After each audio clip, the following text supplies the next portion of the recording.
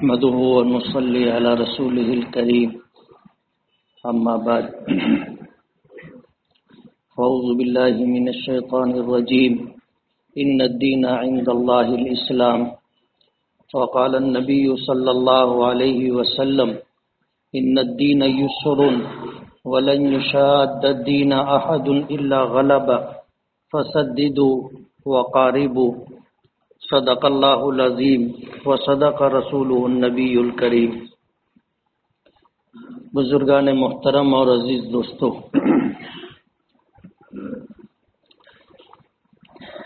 آج 26 جنوری یوم جمہوریہ 2024 کا دن ہمارے ملک کی تاریخ کے اعتبار سے دیکھا جائے تو اس ملک پر جب سے دنیا بنی ہے الگ الگ لوگ حکمراں رہے۔ بہت پیچھے نہ جاتے ہوئے آپ کو یہ بتا دیں کہ ایک وقت تھا 700-800 سال تک اس ملک پر مسلمانوں کی حکمرانی تھی، اور ملک کے ایک بڑے حصے پر الگ الگ ناموں سے الگ الگ ریاستیں قائم تھی جہاں مسلم حکمراں تھے۔ انگریز تجارت کی غرض سے آ کر کے انہوں نے اس ملک کو اور ملک میں رہنے والوں کو غلام بنا لیا۔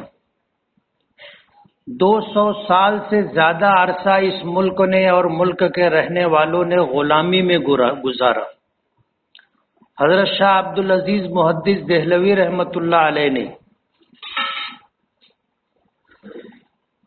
جب اس بات کو دیکھا کہ انگریزوں کی طرف سے یہ اعلان کیا جا چکا ہے کہ ملک بادشاہ کا حکومت ایسٹ انڈیا کمپنی کی، جب اس طرح کی بات سرکاری سطح پر کہی گئی تو شاہ عبدالعزیز محدث دہلوی رحمۃ اللہ علیہ نے یہ اعلان کیا کہ یہ ملک آج سے دارالحرب ہو گیا ہے، ہم غلام ہو گئے ہیں، آزادی حاصل کرنا ہم سب پر فرض ہے۔ شاہ عبدالعزیز محدث دہلوی رحمۃ اللہ علیہ کے اس اعلان اور تحریری طور پر اس فتوے کے بعد اس ملک میں آزادی کی جدوجہد شروع ہوئی، اور ایک لمبے عرصے تک تنے تنہا آزادی حاصل کرنے کے لیے مسلمان میدان میں رہے۔ لاکھوں لوگوں نے اس ملک کی آزادی کے لیے اپنی جانیں قربان کی۔ 57,000 علماء اور لاکھوں عوام نے اس ملک کی آزادی کے لیے اپنا تن من دھن سب کچھ قربان کیا، اور 100-150 سالہ تاریخ کے بعد جب اس بات کا احساس ہوا کہ ہم اس میدان میں تنے تنہا اپنے ملک کو آزادی نہیں دلا سکتے اور انگریزوں سے ہم تنہا اس جنگ کو نہیں جیت سکتے، تو برادران وطن کو ساتھ لینے کا فیصلہ کیا۔ اور قصہ مختصر یہ کہ اس جد و جہد میں جب برادران وطن کو ساتھ لیا تو ان کا ذہن بنانے کے لیے، ان کو آمادہ و تیار کرنے کے لیے افریقہ سے موہن داس گاندھی کو لایا گیا۔ حضرت مولانا محمد علی جوہر، مولانا ان کے بڑے بھائی مولانا شوکت علی، ان حضرات نے بمبئی کی اپنی کوٹھی فروخت کی، اور جو قیمت آئی اس قیمت کے ذریعے پورے ملک میں گاندھی کا دورہ کروایا۔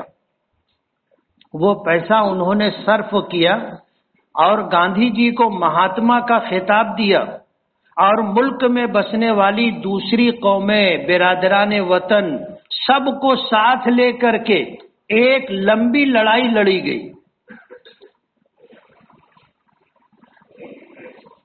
کانگریس کا وجود ہوا، 1919 میں جمعیت علماء بنی، جمعیت علماء کے پلیٹ فارم سے شیخ الہند رحمۃ اللہ علیہ، شیخ الاسلام مولانا حسین احمد مدنی رحمۃ اللہ علیہ، مولانا ابوالکلام آزاد رحمۃ اللہ علیہ، مفتی کفایت اللہ رحمۃ اللہ علیہ، مولانا حفظ الرحمان سہاروی رحمۃ اللہ علیہ، مولانا حسرت موہانی رحمۃ اللہ علیہ، یہ وہ اکابرین علماء اور بزرگان دین تھے جنہوں نے جمعیت علماء قائم ہونے کے بعد جمعیت علماء کے نام سے ملک بھر کے مسلمانوں کو اکٹھا کر کے اس جنگ کو آگے بڑھانے کا سلسلہ شروع کیا۔ برادران وطن کو ساتھ لیا گیا تھا۔ اسی وقت سے یہ بات کہی جا رہی تھی کہ یہ ملک آزاد ہوگا۔ جس طرح لوگ اس تحریک سے جڑ رہے تھے، مستقبل بظاہر نظر آ رہا تھا۔ اللہ کے رسول صلی اللہ علیہ وسلم نے فرمایا کہ اتقوا بفراست المؤمن فإنه ينظر بنور اللہ، کہ مومن کی فراست سے ڈرو، وہ اللہ کے نور سے دیکھتا ہے۔ کسی نے کہا ہے قلندر ہرچ گوید دیدہ گوید، کہ اللہ والے جو کچھ بولتے ہیں وہ دیکھ کر کے بولتے ہیں، ان کو دکھائی دیتا ہے، مستقبل کا اندازہ صحیح معنوں میں وہ لوگ کر سکتے ہیں۔ ہمارے اکابرین اور بزرگوں نے کانگریس کے ان اکابرین سے جو اس ملک کی آزادی کے لیے جنگ لڑی جا رہی تھی ساتھ میں تھے، ان سے اس بات کا وعدہ لیا تھا کہ ملک آزاد ہوگا تو اس ملک کا دستور سیکولر اور جمہوری ہوگا۔ یہ پہلے سے وعدہ تھا، ذمہ داری تھی، اور یہ سلسلہ چلتا رہا تا کہ 15 اگست 1947 کو یہ ملک آزاد ہوا۔ انگریز نے جاتے جاتے اس ملک کے 2 ٹکڑے کیے۔ محمد علی جناح نے اسلام کے نام پر، مسلمانوں کے نام پر ایک ملک مانگا، اسے ہندوستان کا ایک چھوٹا سا ٹکڑا دے دیا گیا جو پاکستان، مغربی اور مشرقی پاکستان سے نہ جانا جاتا تھا۔ جہاں مسلمانوں کی اکثریت تھی، ایسے 2 حصے پاکستان کے نام سے مسلم لیگ نے لے لیے۔ جمعیت علماء نے ہمیشہ اس کی مخالفت کی۔ اس وقت بھی ہم تقسیم کے مخالف تھے اور آج تک ہم تقسیم کے مخالف ہیں۔ ملکوں کی آزادی کے بعد ہمارے اکابرین اور بزرگوں نے، جنہوں نے اس ملک کی آزادی کے لیے بے پناہ قربانیاں دی تھی، اور ان کی قربانیاں جگ ظاہر تھی، اور انہوں نے تمام ذمہ داروں سے اس بات کا عہد لیا تھا کہ جب ملک آزاد ہوگا تو اس ملک کا دستور، سنویدھان اور قانون سیکولر ہوگا۔ اپنی اس بات کو پوری طاقت کے ساتھ مولانا ابوالکلام آزاد، مفتی کفایت اللہ رحمۃ اللہ علیہ، شیخ الہند مولانا محمود حسن، شیخ الاسلام حضرت مولانا حسین احمد مدنی، صاحبان الہند مولانا حفظ الرحمان سہاروی، مولانا حسرت موہانی، ان حضرات نے کانگریس کے ذمہ داروں کو اس بات کا پابند کیا کہ تم نے وعدہ کیا تھا کہ ملک آزاد ہوگا تو اس ملک کا قانون سیکولر ہوگا۔ اس بات کو نافذ کرنے پر انہیں مجبور کیا، اور الحمدللہ تقریباً 250 افراد پر مشتمل پورے ملک سے چنندہ لوگوں کی ایک کمیٹی بنی، اور ڈاکٹر بھیم راؤ بابا صاحب امبیڈکر کی صدارت میں یہ کمیٹی اس ملک کے لیے قانون بنانے کا کام کر رہی تھی، اور 26 جنوری 1950 کو اس ملک کو ایک قانون دیا گیا۔ آج کا یہ دن 75واں یوم جمہوریہ ہے، جو اس ملک کی آزادی کے لیے اور آزادی کے بعد اس ملک کو ایک سیکولر دستور اور قانون دینے کے لیے یاد کیا جاتا ہے یوم جمہوریہ کے نام سے۔ یہ وہ تاریخ ہے آج کے دن کی جو مختصر میں نے آپ کے سامنے رکھی۔ قرآن کریم کی جن آیات کی میں نے تلاوت کی ہے، ایک نظام اور ایک قانون زندگی وہ ہے جسے ہم دین و شریعت کہتے ہیں۔ انسانوں کے بنائے ہوئے قانون اور اللہ کے دیے ہوئے قانون میں زمین و آسمان کا فرق ہے۔ اس ملک کو آج سے 75 سال پہلے ایک قانون دیا گیا تھا، اور یہ قانون جمہوری اور سیکولر تھا، غیر مذہبی تھا، اور اس ملک میں اس کی مختلف دفعات کے تحت اس ملک میں رہنے والی قوموں کو اس بات کا اختیار دیا گیا ہے کہ جو جس مذہب کو مانتا ہو اس مذہب کے مطابق زندگی گزارنے میں آزاد ہے۔ ہماری تو شریعت کا حکم ہے لا اکراہ فی الدین، دین کے معاملے میں کوئی زور زبردستی نہیں ہے، یہ آدمی کا اپنا ذاتی فیصلہ ہے کہ وہ کس مذہب کو مان کر اپنی زندگی گزارنا چاہتا ہے، اور ہماری شریعت میں کسی کو زور زبردستی مذہب میں داخل نہیں کیا جا سکتا۔ لا اکراہ فی الدین، دین کے معنی میں کوئی زور زبردستی نہیں۔ سیکولر قانون میں یہ بات رکھی گئی، ہر ایک کو کسی بھی مذہب کا ماننے والا ہو اپنے مذہب کے مطابق زندگی گزارنے کی آزادی ہے، وہ اپنے مذہب کی تبلیغ کر سکتا ہے، وہ اپنے مذہب کی تعلیم کے لیے ادارے قائم کر سکتا ہے، اور وہ اپنے مذہب کو لے کر کے زندگی کے تمام شعبوں میں آزادی کے ساتھ جی سکتا ہے۔ یہ وہ دفعات ہیں جس کے پیش نظر آج ہندوستان کے اندر ہر ہندوستانی، چاہے وہ ہندو ہو، چاہے مسلمان ہو، چاہے سکھ ہو، چاہے عیسائی ہو، چاہے پارسی ہو، چاہے کسی مذہب کا نہ ماننے والا ہو، وہ آزادی کے ساتھ زندگی گزار سکتا ہے۔ کسی کے اوپر کوئی مذہب لادا نہیں جائے گا، کوئی مذہب تھوپا نہیں جائے گا، اور کسی کو کوئی مذہب قبول کرنے کے لیے مجبور نہیں کیا جائے گا۔ ہم ان اکابرین اور بزرگوں کی فراست کو سلام کرتے۔ آج ہم جتنی آزادی کے ساتھ مسجدیں بنا لیتے ہیں، مدرسے قائم کر لیتے ہیں، اور اپنے مذہب کی تبلیغ کر لیتے ہیں، اپنے مذہب کی تعلیم کے لیے مکاتب دینیہ قائم کر لیتے ہیں، اپنے مذہب کی اعلیٰ اور مکمل تعلیم کے لیے مدارس دینیہ قائم کر لیتے ہیں، یہ اسی قانون اور سنویدھان کی دین ہے۔ لیکن یہ انسانوں کا بنایا ہوا قانون ہے۔ یہی وجہ ہے کہ قانون بننے کے بعد اب تک 54 مرتبہ اس میں ترمیم کی جا چکی ہے۔ وجہ اس کی یہ ہے کہ جو قانون بنانے والے لوگ تھے وہ انسان تھے، اور انسان قانون بناتا ہے اپنے ماضی کو دیکھ کر، حال کو دیکھ کر، مستقبل کے تعلق سے وہ اندازہ کر سکتا ہے کہ حالات کیا ہو سکتے۔ وہ یقین کے ساتھ نہیں کہہ سکتا کہ کل کیا ہوگا۔ جو قانون بنا ہے، جس وقت بنایا گیا تھا اس وقت حالات کے اعتبار سے قانون اپنی جگہ برابر تھا، لیکن جیسے جیسے زمانہ گزرتا گیا حالات بدلتے گئے، اور حالات بدلنے پر جو قانون کل اچھا لگتا تھا آج وہ قانون تکلیف دہ ہو گیا، اور اس قانون میں 54 مرتبہ ترمیم کی جا چکی۔ وجہ اس کی یہ ہے کہ یہ انسانوں کا بنایا ہوا قانون تھا، اور انسانوں کا بنایا ہوا قانون مستقبل کے بارے میں صحیح فیصلہ، صحیح رائے، صحیح اندازہ نہیں قائم کیا جا سکتا۔ مجبوری تھی بدلنا پڑا، لیکن قانون الہی بنانے والا اللہ رب العزت۔ اللہ نے جو نظام ہمیں دیا ہے قرآن کی شکل میں، جو دین ہمیں ملا ہے اسلام کی شکل میں، یہ قیامت تک کے لیے۔ وجہ اس کی یہ ہے کہ یہ قانون اللہ نے بنایا ہے، اور اللہ ماضی کا بھی علم رکھتا ہے، حال کا بھی علم رکھتا ہے، اور قیامت تک کے حالات اللہ کے علم میں۔ اس نے انسانوں کو پیدا کیا ہے، انسانوں کے حالات سے پوری طرح واقف ہے، تو اللہ علیم و خبیر ہے۔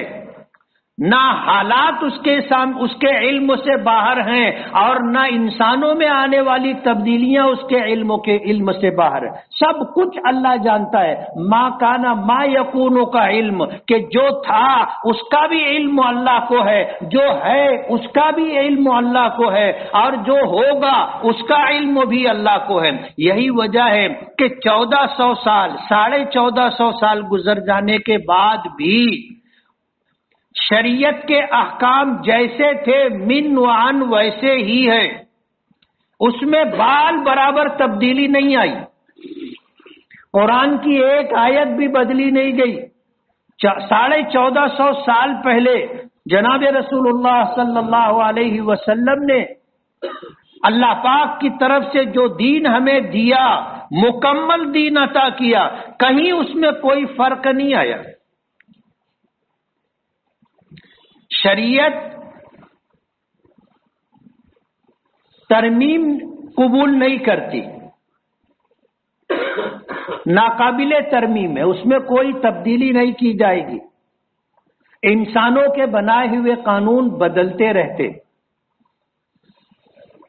آج اس ملک میں جو ماحول ہے اور جس طرح اس ملک میں مسلمانوں کو نشانہ بنایا جا رہا ہے اور قانون کی خلاف ورزی کرتے ہوئے اس ملک میں جس طرح کام کاج کیے جا رہے ہیں، حکومت کا اپنا کوئی مذہب نہیں ہے یہ قانون کہتا ہے، لیکن برسر اقتدار جو حکومت ہے وہ ایک مذہب کو تھوپنے کے لیے، لادنے کے لیے ہر حربہ استعمال کر رہی. سوال یہ ہے کہ آج ہمیں ڈرا کر کے، دھمکا کر کے، دبا کر کے اور طاقت کا اور حکومت کا ناجائز استعمال کر کے جس طرح ہمیں ستایا جا رہا ہے اور ہمارے مذہب کو، ہماری شریعت کو، ہمارے کلچر کو جس طرح ختم کرنے کی کوشش کی جا رہی ہے، ایسے حالات میں ہمیں کیا کرنا چاہیے؟ بات سمیٹ کر کے میں نے کہی ہے، داستان بہت لمبی ہے، داستان بہت لمبی ہے، اور یہ دن دو دن کی بات نہیں، صدیوں کا قصہ ہے. تھوڑی دیر میں آپ کو تاریخ کا ہر پہلو نہیں بتایا جا سکتا. بات آپ کو سمجھ میں آ جائے اس میں ضروری کچھ گوشے تھے جو میں نے آپ کے سامنے رکھے ہیں.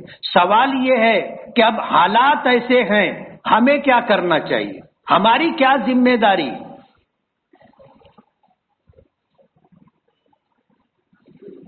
علامہ اقبال نے ایسے ہی حالات دیکھ کر کے ایک رائے دی تھی کہ زمانہ مانگ رہا ہے دعا ترقی کی، مگر تجھے تیرا عہد کوہن ہی راسائی. ایسے حالات کے اندر ہماری شریعت ہمیں جو بتاتی ہے، شریعت پر نظر رکھنے والوں نے ہمیں جو راستہ بتایا ہے، ظاہر بات ہے ہمیں اسی شریعت کو سامنے رکھ کر کے اور شریعت کے قوانین کے مطابق ان حالات میں اپنی ذمہ داریوں کو محسوس کر کے جو راستہ اپنانا ہے وہی ہمارے لیے انشاءاللہ نجات کا باعث ہوگا. ہم مایوس نہیں ہیں. اس سے زیادہ برے حالات آئے. ایک وقت تھا انگریزوں نے جب اس بات کو دیکھا کہ یہ ملک مسلمانوں سے ہم نے چھینا ہے، الگ الگ علاقوں پر مسلمانوں کی حکومتیں تھی اور الگ الگ مذہب کے ماننے والے ہندو راجاؤں کی حکومت تھی، ہم نے ان سے چھینا ہے. بڑا طبقہ، بڑا حصہ مسلمانوں کے پاس تھا اور سب سے زیادہ جد و جہد انہوں نے کی ہے. ہم نے جب ان سے یہ ملک کو چھینا ہے تو اس ملک کی آزادی کے لیے، اس ملک کو غلامی سے نکالنے کے لیے سب سے زیادہ وہی پیش رہیں گے. اور تاریخ اس بات کی گواہ ہے، سب سے پہلے اور سب سے زیادہ قربانی ہم نے دی. انہوں نے اسلام اور مسلمانوں کو ٹارگٹ کیا تھا، عیسائی مشنریوں کو بلایا تھا، ملک کے چپے چپے پر مناظرے ہوتے تھے اسلام اور ہندوازم کے، ملک میں مناظرے ہوتے تھے اسلام اور عیسائی مذہب کے، اور اسے سرکاری سرپرستی حاصل تھی. یہ سب کچھ ہو رہا تھا طاقت کے بلبوتے پر، مال و دولت کے بلبوتے پر، اور سرکاری سرپرستی میں یہ سب کچھ ہو رہا تھا۔ اور سب سے پہلے آواز مسلمانوں نے اٹھائی تھی۔ تاریخ اٹھا کر کے دیکھو، شاہ عبدالعزیز رحمت اللہ علیہ کا فتویٰ ملکوں کی آزادی کے لیے بنیاد کی حیثیت رکھتا ہے، ورنہ لوگ انگریز حکومت کی نوکری چاکری کرتے تھے، بڑے بڑے لوگ خبری بن کر کے کام کرتے تھے، حکومت سے مراعات حاصل کرتے تھے۔ ہمارے اکابرین اور بزرگوں نے کبھی حکومت کی نہ چاپلوسی کی، نہ نوکری چاکری کی، اور نہ کبھی خبری بن کر کے زندگی گزاری۔ اپنی ایک الگ شناخت رکھی، جو تاریخ میں ہے وہ ہے، اسے مٹایا نہیں جا سکتا، بدلا نہیں جا سکتا۔ ہمیں 1400 سال پیچھے جانا ہوگا۔ سرکار دو عالم صلی اللہ علیہ وسلم اور آپ کے ماننے والوں نے جن نامساعد سخت حالات کے اندر کیا ہے وہی ہمیں کرنا ہوگا۔ حالات آئے، حضرت بلال کے پیروں میں بیڑیاں ڈال کر کے گرم تپتی ہوئی ریت پر ڈال دیا جاتا تھا، سینے پر بھاری پتھر رکھ دیا جاتا تھا، اور کہا جاتا تھا کہ محمد کا دین چھوڑ دو، تو وہ کہتے تھے احد احد احد، کہ بس اللہ ایک ہے۔ شرک کی طرف واپسی نہیں کی۔ حالات بگڑے، لوگوں نے ان کا گھر چھین لیا، مال و دولت چھین لیا، سب کچھ چھین لیا، کپڑے تک اتروا دیے، اس طرح گھر سے نکالا، شہر سے نکالا، قبول کیا، لیکن اسلام نہیں چھوڑا۔ حضرت صہیب رومی روم کے رہنے والے تھے، مکہ آئے، اسلام قبول کیا اور کوشش کرتے رہے، اللہ نے نواز دیا۔ جب ہجرت کر کے مکے سے مدینہ جانے لگے تو مکے کے لوگوں نے راستہ روکا، جا نہیں سکتے، کہا مجھے جانا ہے۔ کہا جب مکہ آئے تھے تو خالی ہاتھ تھے، کچھ نہیں تھا، جو کمایا ہے یہاں کمایا ہے، سب چھوڑ دو، چلے جاؤ۔ صہیب رومی نے اپنا گھر، اپنے پاس جو کچھ تھا سب، اور یہ بھی بتا دیا کہ میں نے کہاں درہم و دینار دفن کیے ہیں، گھر کے کس گوشے میں میرا کمایا ہوا مال دفن ہے، سب بتا دیا، چھوڑ کر کے چلے گئے، خالی ہاتھ مکے سے مدینہ گئے۔ نبی کریم صلی اللہ علیہ وسلم نے استقبال کیا، مبارکباد دی کہ صہیب تم نے جو تجارت کی ہے، اس تجارت میں تم نے نفع کمایا ہے، تم کامیاب ہو گئے۔ میں ایک ایک نام لے رہا ہوں، ایسے ہزاروں لوگ ہیں جنہوں نے ہر طرح کی قربانی دی۔ حضرت سمیہ رضی اللہ تعالی عنہا جان کی قربانی دی، ان کے شوہر یاسر نے جان کی قربانی دی، ان کے بیٹے عمار نے آخر وقت تک نبی کریم صلی اللہ علیہ وسلم کا ساتھ نبھایا۔ ہزاروں کی تعداد میں بے دست و پا تھے، کچھ نہیں تھا۔ مکے کی 13 سالہ زندگی صرف برداشت کرنے کا حکم تھا، صبر کرنے کی تاکید کی گئی تھی۔ رسول اللہ صلی اللہ علیہ وسلم جب ان مظلوموں کے پاس سے گزرتے تھے تو صبر کرنے کی تلقین کرتے تھے، اور اللہ کی طرف سے اچھا بدلہ جنت ملنے کی بشارت دیا کرتے تھے۔ وہ اپنے دین سے ہٹے نہیں، اپنے مذہب کو چھوڑا نہیں۔ آج ہمیں بھی حالات وہ نہیں ہیں جو آج ہیں، ہمیں بھی ہر طرح ہراساں کیا جا رہا ہے، ڈرایا جا رہا ہے، ہمیں بھی ہر میدان سے پیچھے ہٹانے کی کوشش کی جا رہی ہے۔ اور جب سے دیش آزاد ہوا ہے اس وقت سے لے کر کے آج تک، آج جو کچھ ہو رہا ہے، فرقہ پرست طاقتیں جس انداز میں پورے ملک میں موب لنچنگ کہو، لو جہاد کہو، 3 طلاق کہو، اور ایسے قانون بنا کر آنے والے دنوں میں جس طرح ہمیں بتایا جا رہا ہے CNN کے نام پر، یا اسی طرح جو ہے RCC کے نام پر جس طرح جو صورتحال پیدا کی جا رہی ہے اس سے گھبرانے کی ضرورت نہیں ہے. حالات تھے، رہیں گے. ہمیں کیا کرنا ہے؟ اپنی دین و شریعت کے اوپر مضبوطی سے قائم رہنا ہے. ہم اللہ کے دین پر مضبوطی سے قائم رہیں گے، حالات کا مقابلہ کریں گے اور ظلم و زیادتی کے مقابلے میں صبر سے کام لیں گے. اللہ کی مدد ہمارے ساتھ ہوگی. ان اللہ مع الصابرین، اللہ صبر کرنے والوں کے ساتھ. حالات رہیں گے، ہمیں مایوسی نہیں ہے، اور ہم اللہ کے لیے، اللہ کے دین کے لیے جان دینا، ہم کبھی اس سے پیچھے نہیں رہے. ہماری تاریخ رہی، ہماری تاریخ رہی ہے. جہاد کہو ہماری تاریخ رہی ہے، صبر و برداشت کہو ہماری تاریخ رہی ہے. ہم اگر اللہ کے راستے میں کام آ گئے تو ہم شہید ہوتے، اور اللہ کے راستے میں مقابلہ کرتے ہوئے، برداشت کرتے ہوئے اگر زندگی ہم نے پالی تو ہم غازی رہتے. ہم کبھی حالات سے سمجھوتا نہیں کرتے. اللہ کے دین و شریعت پر ہر حال میں ہمیں قائم رہنا ہے. اپنی شناخت تو باقی رکھنا ہے، اپنی شناخت تو باقی رکھنا ہے، اور اپنی شناخت، اپنے تشخص کو باقی رکھتے ہوئے دن ہمیں گزارنے اور فخر کرنا ہے اپنے مسلمان ہونے پر. یاد رہے گا، فخر کرنا ہے اپنے مسلمان ہونے پر. اللہ کا شکر ادا کرنا ہے کہ آپ نے ہمیں ایمان کی دولت دی ہے، آپ نے ہمیں زندگی گزارنے کے لیے قانون شریعت عطا کی ہے اسلام کے نام پر. ہم اللہ کے شکر گزار ہیں. ہم تہذیب کے نام پر، ہم ترقی کے نام پر کسی کی غلامی کا پٹا اپنے گلے میں نہیں ڈال سکتے. ہمارے لیے اللہ اس کے رسول کی غلامی کافی ہے. ہماری عزت اللہ اس کے رسول کی غلامی میں ہے. ہماری ترقی اللہ اس کے رسول کی غلامی میں ہے. اسباب کے درجے میں ہم تعلیم کے میدان میں پیچھے نہ رہیں، تعلیم حاصل کریں، اپنا دستوری حق حاصل کرنے کے لیے جدوجہد اور کوشش کریں. ملک میں جو قانون بنا ہے وہ قانون اسی لیے ہمارے اکابرین اور بزرگوں نے بنایا ہے کہ اس قانون کی بنیاد پر ہم اپنا حق حاصل کر سکیں.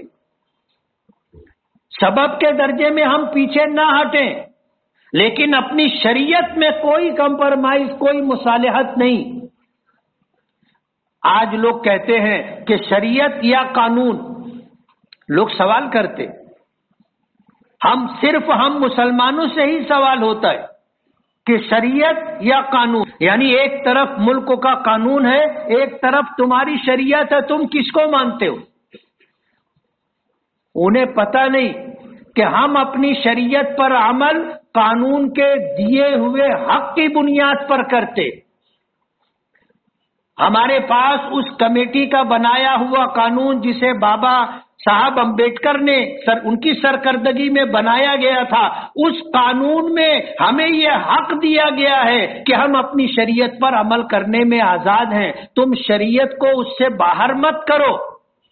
اور یہ سوال صرف مسلمانوں سے اور ہم سے کیا جاتا ہے. آج جو برسر اقتدار طبقہ ہے ان سے کیوں نہیں پوچھتے؟ ان سے کیوں نہیں سوال کیا جاتا کہ سناتن دھرم اور قانون؟ آپ ان سے بھی تو پوچھو. اگر یہ سوال تم ہم سے کرتے ہو تو یہ سوال ان سے بھی کرو نا. لیکن یہ سوال صرف ہم سے کیا جاتا ہے. وجہ اس کی یہ ہے کہ ہم جان دے سکتے ہیں، اپنا مذہب نہیں چھوڑ سکتے. ہم زندگی کی آخری سانس تک اپنے مذہب پر ڈٹے رہتے ہیں، اور ہم یہ چاہتے ہیں کہ آج اللہ نے ہمیں ایمان دیا ہے، ہم دنیا سے جائیں تو اسی ایمان کے ساتھ جائیں. یہ تو ہماری دعا ہے، ہمارا خاتمہ ہو تو ایمان پر خاتمہ. تو شریعت میں ترمیم نہیں ہوگی. انسانوں کے بنائے ہوئے قانون میں ترمیم ہوتی رہی ہے اور ہوتی رہے گی. تو آج اگر یہ یوم جمہوریہ ہے اور اس دن اس ملک کو ایک قانون ملا تھا، اس دن اس ملک کو ایک संविधान ملا تھا جسے اس کمیٹی نے بنایا تھا جس میں تقریباً 53 مسلمان تھے، الگ الگ مذہب کے ماننے والے لوگ تھے، لیکن اس ملک کا دستور سیکولر ہو، اس ملک کا دستور غیر مذہبی ہو، اس ملک کا دستور جمہوری ہو، اس بات کو منوانے میں ہمارے اکابرین اور بزرگان دین پیش رہے۔ آپ نام یاد رکھیے، ان 53 لوگوں کے نام آپ تاریخ میں ڈھونڈو گے مل جائیں گے، لیکن نمایاں نام مفتی کفایت اللہ رحمۃ اللہ علیہ، نمایاں نام مولانا ابوالکلام آزاد رحمۃ اللہ علیہ، نمایاں نام مولانا حفظ الرحمان سوہاروی رحمۃ اللہ علیہ، نمایاں نام مولانا حسرت موہانی رحمۃ اللہ علیہ۔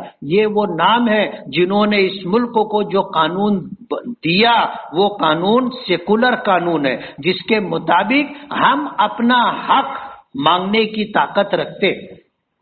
یہی قانون ہماری طاقت ہے، اور اسی قانون کی وجہ سے ہم مسجد بنا لیتے ہیں، اسی قانون کی وجہ سے مدرسے بنا لیتے ہیں، اسی قانون کی وجہ سے ہماری اوقاف کی جائیدادیں بچیں گی، ہمارے قبرستان ہیں، ہماری خانقاہیں ہیں، ہماری مسجدیں ہیں، ہمارے مدرسے ہیں۔